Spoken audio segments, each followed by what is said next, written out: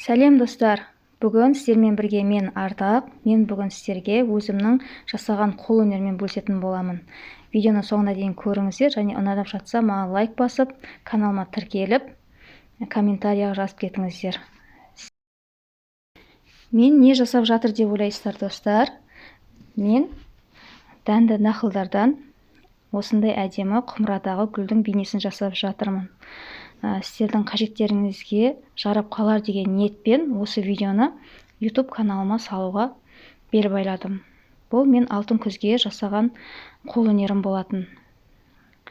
Өте әдемі, әдемі болып шықты. Сіздерге де ұнайды деген ойдамын. Біз мына жерде құмыраны бейнеледім және өзіміздің құмыраға қазақы ойымызды салдым.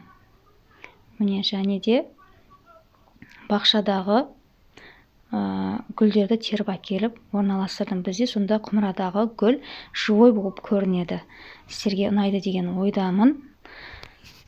Ең әуелі біз коробканы алды. Коробканың бетіне ақ парақты клейлеп аламыз. Одан кейін оған құмыраның бейнесін салып, оюын саламыз және осы қағаз клейді жаға отырып, дәндерді жабыстырып, және оны шамалы видеода көрінетін шығар, түсінетін шығарсыздар деп ойлаймын.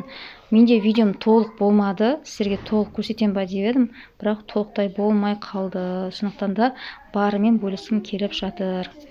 Бізде осындай әдемі құмырадағы гүлдің бейнесі шығады.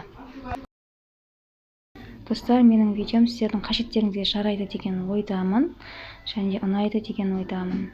Егер ұнап жатса, лайк басып, менің каналыма тіркеліп кетіңіздер. Сіздермен бірге болған Ардақ. Сау болыңыздар.